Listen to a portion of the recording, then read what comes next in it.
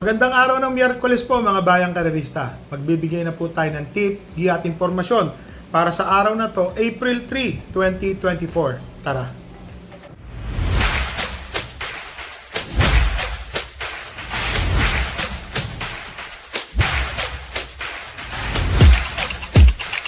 So mga bayang karerista, meron pong hinandang 8 karera. Yan po. Ang start time po ng karera sa araw ng Miyerkules ay sa ganap na alas 5 ng hapon. So, kapal po ang lineup. Medyo may kahirapan po mga bayang karerista. Ilan po ang masasabi natin. So, simulan na po natin magbigay po ng impormasyon po at giya. So, dito po sa race number 1, meron pong 6 runners po. So, para sa akin po siguro, first choice ko po yung entry number 2, Watery Canyon, and 2A High Dollar. Parehas po kasing mainam tong dalawang kabayo na to. Balita ko po yan. Ngayon, kung meron po sigurong tatalo, ang nakikita ko po dito yung entry number 4 na gagawin ko po siyang second choice. Si Mink Coat. Ito pong si Mink Coat, mga bayang karerista, inaasahan ko is mag-uumento na po ito dahil nakakailang takbo na po ito. So ulitin ko lang po, dito po sa race number 1, 3-year-old maiden po ito. First choice po, 2 and 2A, Watery Canyon and 2A High Dollar. Second choice po, entry number 4, Mink Coat. So dito na tayo sa race number 2, mga bayang karerista. 7 runners po. So, ang karera nga pala, 1,200, 3, 4, apat na 1, 2, and then apat din po ang 1,400.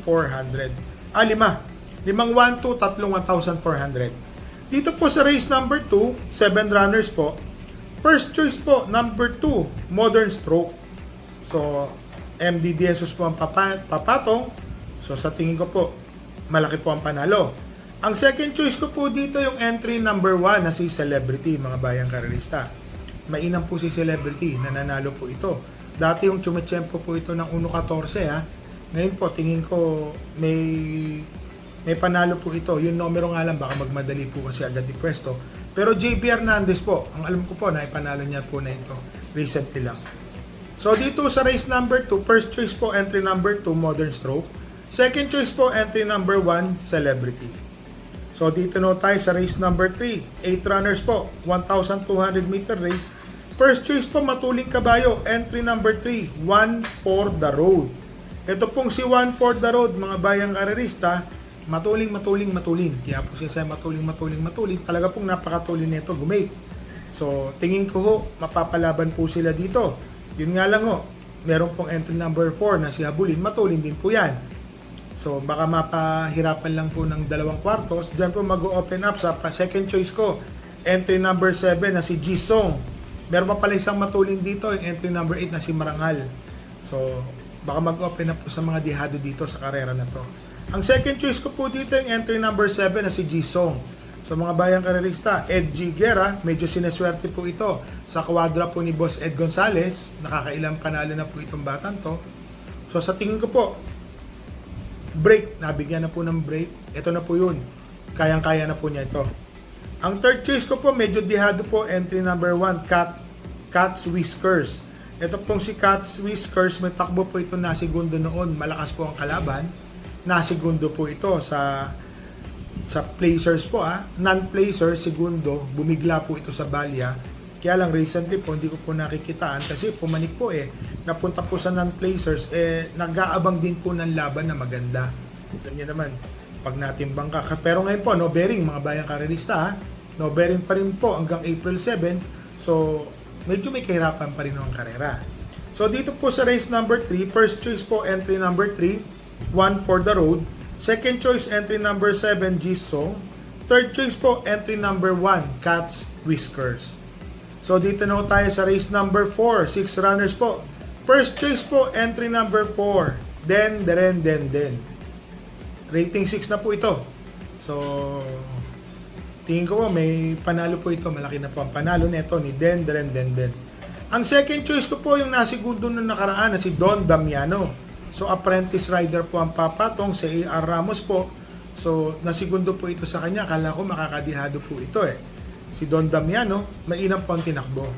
Naglagay po ako ng third choice, yung entry number 1 po na si Great Angie. Ito pong si Great Angie, sasakyan po ni Lester De Jesus. So sa tingin ko po, mag-uumento po ito mga bayang karerista. Malaki po ang iuumento ng kabayo na to. So dito po sa race number 4, first choice po entry number 4, then. Second choice po entry number 6, Don Damiano. Third choice po entry number 1, Great Angie. So dito na tayo sa race number 5 mga bayang karerista. 13 runners po, 1,400 meters ang distansya. First choice po, entry number 5, Rise Up. So, may panalo po ito. Alam ko po, tumapos po ito ng tersero or segundo. Way back 2 races ago po ata. Pero ngayon po, kung pagbabasihan nyo po, sila rin naman din po yung naglalaban-laban. Medyo iba-iba nga lang po yung nananalo kada takbo. Kasi almost full gate, 13 runners po. So, medyo may kahirapan po itong karera na to. Ang second choice ko po dito, yung galing sa panalong Surplus Boy, entry number 2. Ang inam po ng pagkakapanalo po niya ni Surplus Boy. So, eto rin po, yung iba dito, yan din po yung nakakalaban niya. Tingin ko po, may panalo po ito, mga bayang karerista. Ang third choice ko po dito, yung entry number 9, Golden Buzzer. Nanalo po ito galing sa likod, naiwan. Kumana, dire-diretso, nanalo po yan. So, para sa akin po, malaki din po ang panalo ni Golden Buzzer. Ngayon po, may mga kabayo pa ho dito na may mga panalo. Mamaya po, babanggitin ko lang po sa inyo. So, dito po sa race number 5, first choice po, entry number 5, Rise Up. Second choice, entry number 2, Surplus Boy. Third choice, entry number 9, Golden Buzzer. So, mga bayang karerista, ito pa rin ho yung mga ibang may panalo. Nasa sa inyo po kung magdadagdag po kayo. Kagaya po ng entry number 1 na Solution, na metahan po yan. Ang ganda po ng tinakbo, talagang natalo po siya. Ito pong kabayang Express Lane, may kabutihan po ito. Dati po kasing napapanood po natin, kung nasa padra po natin stable to, tingin ko po may panalo rin po yan. Tapos ito pong Double Time and then Lightning Bolt, alam naman natin si Lightning Bolt, nabalik po kay Mark Alvarez. So, pag-uumento po ito si Mark na Plampatong. Tapos yung pong Double Time, magaan po ang dala, Ed G. Guerra, nabigyan na po ng break. So, yun po, tingin ko po na may mga panalo rin po. Mahirap po itong race number 5. So, dito na tayo sa race number 6, mga bayang karerista. 7 runners po, 1,200 meter race. First choice po, entry number 3, Love Radio. Ito pong si Love Radio, nanggaling po ito sa likod. Nung huling takbo, tumapos po ito ng segundo. Hindi po ako magkakamali. Way back po yan, nakita ko po eh. Biglang kumakanan, lakas. Akala ko mananalo, yun lang. Talagang, sabihin na natin too late the hero. Kasi mga bugaw pa po siya, pasungaw na rekta eh. Pero nung Romero Mati po, buong-buo. Ang lakas. So para sa akin po, malaki po ang panalo na ito dito. Ngayon po, ang second choice ko po dito, yung entry number 2 na si Mucho Caliente. Ang ganda po kasi nung tinakbo nung nakaraan ni Mucho Caliente, nasa unahan na po ito. So nakipagkanaan po ito sa dalawang matulin, siya pa po atay nagdala ng marcha hanggang rekta, hanggang last 150 meters or 200 meters, na siya po yung nandoon po mga bayang karerista. So dito po sa race number 6, first choice po, entry number 3, Love Radio. Second choice po, entry number 2, Mucho Caliente. So dito na po tayo sa last race po, race number 7, 10 runners po, 1,400 meter race. First choice po, entry number 2, The Price is Right. Nung nakaraan po kasi nametahan po ito, segundo. Ganda naman ho ng tinakbo talaga ng kabayan na to. So para sa akin po, dito pa rin ako kay The Price is Right. Tingin ko po, malaki po ang panalo nito mga bayang karerista. Jackie Albert Serios po, tingin ko mag-uumento rin po ulit po sa kanya. Ang second choice ko po dito yung entry number 7, Maaasahan mga bayang karerista. Ito pong si Maaasahan, tumapos po ito ng segundo 2 races ago kay Don't Stop Believin'. 1.14 po ang tinapos sa 1,200 meter race. Tingin ko, tinapos po ni Maasa nun, mga medya segundo po ang diferensya. May ko-convert po natin sa 1,400. 1.28 medya, pinaka masama po yun. So sa tingin ko po, malaki po ang panalo nito ni maaasahan. Meron po akong pandihadong tinitignan. Ito pong entry number 8 na si Rapis Point. Kung mapapansin nyo po ito, may takbo po ito na ang patong po ata yung Apprentice Rider. Na tersero po ito, dihadong-dihado, nasa Balya. Ngayon po, papatnubayan po ito ni John Alvin Guse. Tingin ko po, malaki po ang panalo nito. So dito po sa race number 7, first choice po entry number 2, The Price is Right. Second choice po entry number 7, Maaasahan. Third choice entry number 8, Rapis Point. So dito na po tayo sa last race po, race number 8. May kabayo po tayo mga bayang karerista. Bonnie 3 and 3A, Bonnie Avenue and Great Connection. Pampremera ko po sila. Kasi dalawa po, parehas naman po silang labas. Malay po natin, manalo po tayo dito. Diado po yan, diado. Nakikita ko po, diado po yung kabayo ko dyan. Bonnie Avenue and Great Connection. So, isa pong matulin, isang nakatutok lang din po si Bonnie Avenue. Makaluntag lang po na maganda si Bonnie, malaki din po ang panalo. Si Great Connection po, ma-rate lang po ni Jackie Lester De Jesus po ng maganda, mananalo po yan. Tingin ko po yan mga bayang karerista. Ang second choice ko po dito yung entry number 7 na si Rancheros. Kaya ako po kinuwang second choice yan. Yan nga po, nung nandoon po si Don't Stop Believin', nandoon po si Maaasahan, nandoon din po ito. Alam ko si Rancheros. So talagang maganda po ang naging labanan po nila. Nanalo po si Don't Stop dun eh.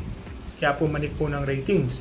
So ngayon po, si Rancheros po, last race, alam niyo naman, last race, malaki po ang panalo. Ang third choice ko po dito, malamang dihado po ito, entry number 2, Color Blast. Alam niyo naman kung bakit. Talaga pong magaling pa. Nag-uno 27 po ito sa distansyang 1,400 meter race. Tingin ko po, malaki po ang panalo. So dito po sa race number 8, first choice ko po yung couple entering kabayo po ng Unicode, Bonnie Avenue and 3A Great Connection. Second choice po, entry number 7, Rancheros. Third choice po, entry number 2, Color Blast. So, remind ko lang po kayo mga bayang karerista. May takbo po tayo ngayon, nasa last race po, entry number 3 and 3A. Bonnie Avenue and si Great Connection. So, isang babandera na sana mai-rate. Kasi alam niyo naman, ulitin ko po, si Great Connection po, pag hindi po na eksakto po yung paremate dyan, hindi po, ang tawag doon, 2 kwartos po kaya niyang gumawa eh. Pero pag naabala po nabunggo o kung ano man, medyo pag kumawala, hirap na po pigilin yan. Yun po ang nakikita ko dyan kay Great Connection. Buti na lang po may kakampi, Bonnie Avenue. Tututok lang po si Bonnie Avenue ng mga kwarto pwesto. Aabang po yan. So yun po, may instruction na po ako sa trainer ko. Sinabi ko po yung mga dapat na gawin o diskarte. Bahala na po. Alam niyo naman mga bayang karerista, labas po tayo. Hindi po tayo pa pwedeng biyahe. So ito po, magbigay daan lang po natin yung shoutout po natin kay Mr. Lorenzo Jeronimo, kay Joint Flores, JR Abugas TV Film, kay Mr. Ronald Dalan Lazaro, kay Mr. Renato Gonzales, kay Nico de los Reyes, ano lamang, anak ko to, kay Albert Chavez, kay Arian Aranda, kay Mr. Domeng Abalos from Pasay, Alan San Miguel from Egypt. Po, ingat po tayo dyan, Mr. Alan San Miguel. Diyan po sa Egypt, ingat-ingat po tayo. Kay Mr. Second Monsod, kay Mr. Jeff Reyes, at kay Mr. Manny Fajardo, pati na rin po kay Mr. Kenneth Dalistan. So mga bayang karerista, ito pa ang sasabihin ko po. So, kami po na as a vlogger and horse owner, ang tip po na nakukuha namin, kagaya po kanina, kaya medyo na-delay po, nagtagal po namin nag-usap through phone. Tatanong din po ako sa trainer ko. So alam niyo naman, mga bayang karerista, mahirap po talaga ang buhay ng isang vlogger and then horse owner. Umaasa din po kami sa mga views nyo, sa mga papapanood nyo po yung mga advertisement yan, para din po kumita. Kahit pa paano yung hirap po namin, hirap nila, ganito, ganyan. Pero ako po, kung ano naman po yung kinikita ko, totoo po yung sinasabi ko sa inyo. Binabalik ko po yan. Kala nyo nakaraan po, nagpa-cater po tayo, binalik ko po lahat yun. Nakatotal po yun eh. Pati lahat ng pinamigay ko. So ito po ang sasabihin ko sa inyo. Dinilit ko po yung tungkol sa manok, sa sabong. May nagre-report po kasi. Nare-red flag po yung hindi ko maintindihan eh. wala naman nakalagay doon na nasasaktan o na-harm yung manok. So hindi ko pa alam kung paano ko gagawin ipamigay o iparapol. Kaya ang paraan ko lang naman po is sa Facebook. So meron po tayong addition ng mga manok na dumating, kagaya po noon na galing po kay Dragon 888 na mga binabae. Meron din po ako mga Black Mamba na binabae. So magpaparami po ako. Yung may nagtanong po niyan, maganda po yung tanong niya, ito na ba yung fallback ko pag umayaw po ako sa sabong? Ang trainer ko po matanda na. Tatapatin ko po kayo mga bayang karerista. Pag umayaw na po yung trainer ko, or ako po vice versa, nagkasundo po kami, ayaw na po kami sabay. So, nakakalungkot man, ganun po talaga. Minsan, kailangan i-spend mo yung time sa family. Kasi yung trainer ko, almost all life po niya, nasa karera po siya. Bata pa lang po yung trainer ko, nasa karera na yan. So, ayoko naman pong sa karera ka nagkaisip na mulat, sa karera ka rin mawawala. Ang pangit po nun. Kung nakakailangan sa pamilya. Kaya ako po, tatapatin ko po kayo. Ni isa sa mga anak ko, wala po akong tinuruang manugal. Especially karera. Stressful po yan. May nagtatanong, boss, ganito, ganong, ganyan. O gusto ko po kayo pagbigyan na maging horse owner din. Kaya lang sa isang banda, iniisip ko rin po yung gastos, at stress po mga bayang karerista. Alam nyo po, bilang isang horse owner, ito po, may kabayo po ako na nagkaroon po ng tag doon ng hairline, 2 paa. Hindi na po siya makakatakbo. 5 months po hanggang 6 months. Makikita nyo bago pumunta sa pista. Nakakalungkot man, nangyayari po talaga yan. So investment po yun. Kakain po yan, sabihin natin 20,000 per month, 6 months po. Kano po yun? 120,000 po ang gagastosin mo. Sa downside na lang na 15,000. So, 6 po yun. Yun po yun. Napakahirap, 75, 90,000, 80,000, gagastos po. Ganun po kabigat ang maintenance po. So, sa nagtatanong po na gusto maging horse owner, meron po akong account na private account ko po, na JC De Los Reyes po. Chat nyo po ako ron, papakausap ko po sa inyo yung trainer ko. Kung talagang decided po kayo, mga bayang karerista, na gusto pong maging horse owner, gusto ko po, diretso po sa mismong trainer ko. And then, mapapayuhan po kayo. Sa mga nagbabalak pong bumili ng 2-year-old, ako na po magsasabi sa inyo, kailangan mauna po runner, bago po ang 2-year-old. Pag inuna nyo po ang 2-year-old, gastos po yan. Bibilang pa po ng 6 months yan. So mga bayang karerista, ulitin ko lang po, condolence po kay Kuya Boyet Ketching Santos at sa pamilya po niya. So hindi man po ako makapunta today, malamang tomorrow po. Medyo alam niyo naman po, sobrang init. Nandito lang po ako, natatakot din po akong lumabas. Kasi mainit po talaga mga bayang karerista. So mga bayang karerista, pag po tayo tatayan ng malalaki, mahirap pa rin po ang karera. So stay safe po and enjoy life po mga bayang karerista.